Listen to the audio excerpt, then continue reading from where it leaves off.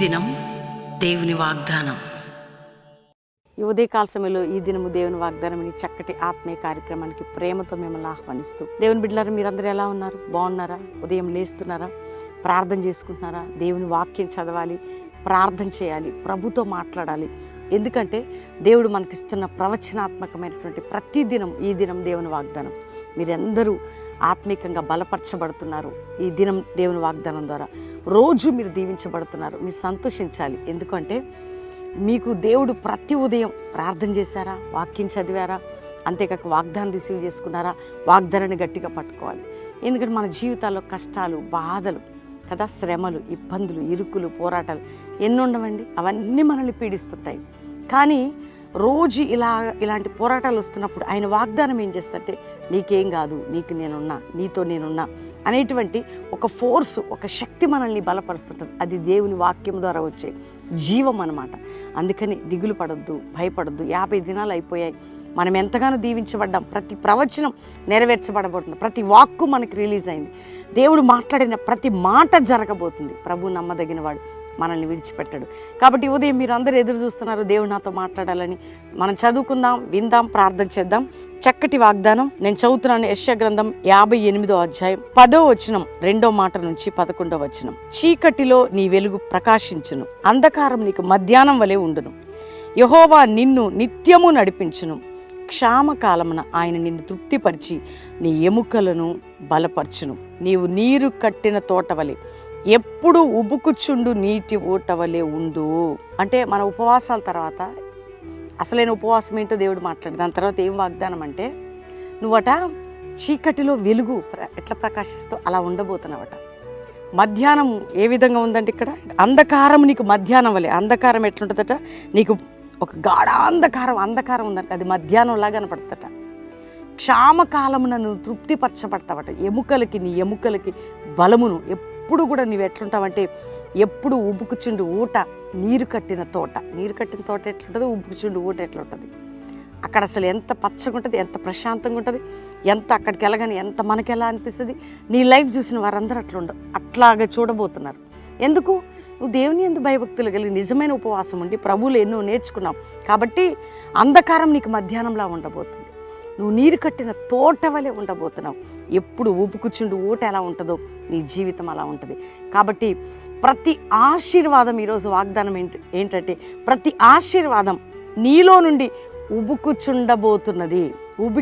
అంటే నీలో నుంచి ప్రతి ఆశీర్వాదం నీలో నుండి పొర్లి పారే విధంగా, అంటే ప్రతి ఆశీర్వాదం నీలో నుండి నీరు కట్టిన తోటలోండి ఉబుకుచుండి నీటి ఎట్లుంటుందో నీలోండి ప్రతి ఆశీర్వాదం పైకి కనబడబోతున్నది. అనేకులకి ఆశీర్వాదకరంగా ఉండబోతున్నావు.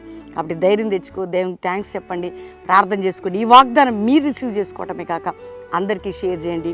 అందరం దేవునికి థ్యాంక్స్ చెప్పి ప్రార్థన చేసుకుందాం. తండ్రి, నీకు స్తోత్రం. ఎంతమంది ఉదయకాలం ఈ వాగ్దానం రిసీవ్ చేసుకున్నారో వారి జీవితాలు ఇది నెరవేర్చబడాలి ప్రభా.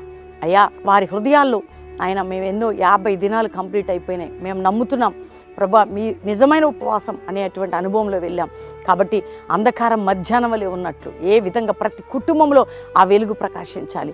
వారు ఉబుకుచుండు నీటి ఊట వలె ఉండాలి, నీరు కట్టిన తోట వలె ఉండాలి. రక్షణ లేని గృహాలకు రక్షణ, పాపం నుంచి విడుదల, రోగాల నుంచి స్వస్థత. యేసు పొందిన దెబ్బల వల్ల మేము స్వస్థత నొందితిమి.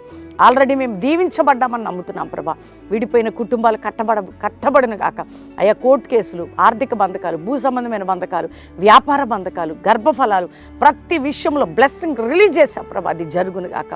రెండవదిగా, ఎంతమంది స్టడీసు, ఎగ్జామ్స్ అని బిడ్డలు ఉన్నారు వారందరికీ విడుదల ప్రకటిస్తూ నీ సమాధానం దయచేయండి. ఈరోజు ఎవరిది బర్త్డేను వారిని దీవిస్తూ వారు నీరు కట్టిన తోట వలె ఉండాలి ప్రభు. ఎవరిది మ్యారేజ్ డేను వారిని దీవిస్తూ వారు ఉబ్బుకుచుండు నీటి ఊట వలె కుటుంబం ఉండును కాక అని బ్లెస్ చేస్తూ యేసు నామములో అడుగుచున్నాం తండ్రి. Amen, amen. నేను నమ్ముతున్నాను దేవుని బిడ్డలారా, ఈ వాగ్దానం మీరు ఎంతమంది రిసీవ్ చేసుకున్నారు? చక్కగా నమ్మండి. ఫాస్టింగ్స్ తర్వాత దేవుడు మనకిచ్చిన ప్రవచనాత్మక ప్రతి వాగ్దానాన్ని ఎత్తిపట్టండి. అందరూ లైక్ చేయండి. ప్రతి మీ ఫ్రెండ్స్కి, మీ బంధువులకి షేర్ చేయండి. సంతోషంగా రిసీవ్ చేసుకోండి. ఆ వాగ్దానాన్ని 1-10 సార్లు వినండి. 50వ దినం ప్రవచనాత్మక సందేశం కూడా మరలా వినండి. అవన్నీ కూడా మీరు ఏం చేస్తారంటే, మీ ఇంట్లో ఒక సౌండ్ బాక్స్ పెట్టుకొని రిపీట్ చేయండి. మీ నోటితో రిపీట్ చేయండి. దేవుడు నెరవేర్చబోతున్నాడు.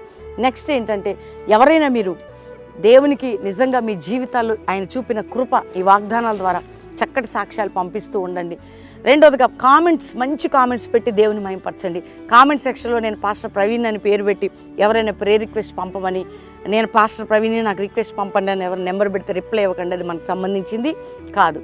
కాబట్టి ఈ ఉదయకాలం మిమ్మల్ని, మీ కుటుంబాన్ని దేవుడు దీవించునుగాక. Praise the lord.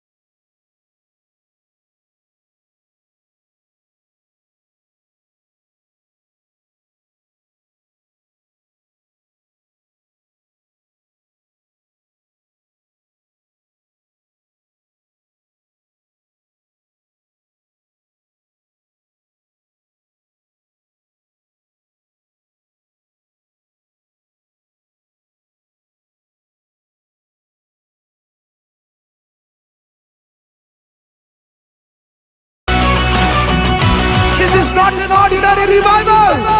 This is rising revival.